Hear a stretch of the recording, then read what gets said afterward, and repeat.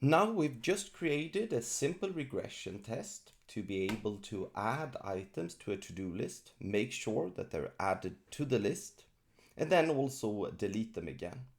It's a very specific case. It's great. This is what you would do with normal test automation, record and replay tools, this kind of operation. But I'm going to save this and we're going to create a new test that is again add items to list, but instead we're going to do it parameter driven. And I will let's see here, let's call it item to list, and I put it param like that.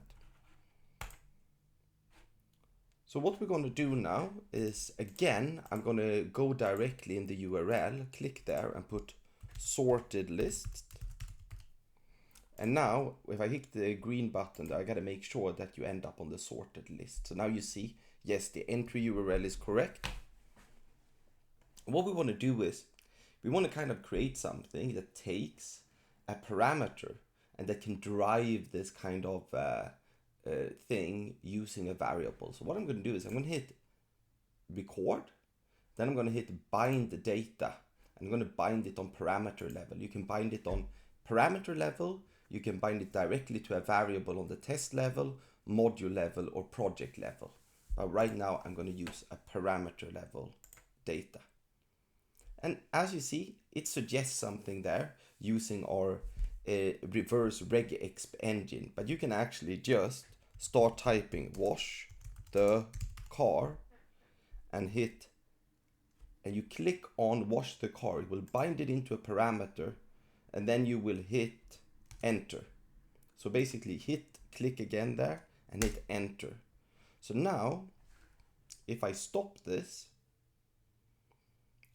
I can actually play this, and of course you're going to see what happens. If I delete this,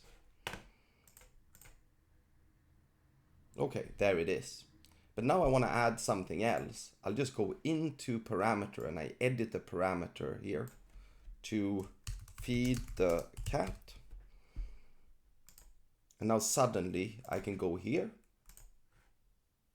I can now add feed the cat. So now in the matter of seconds, right, we have now created a data-driven test automation case, which you can drive this with external data or through a data loop. So that's what we're going to do next.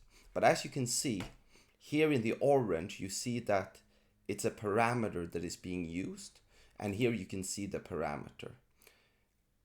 And then if you want to move this into data, you can also save this into data on test module and project level, but we're not going to do that right now.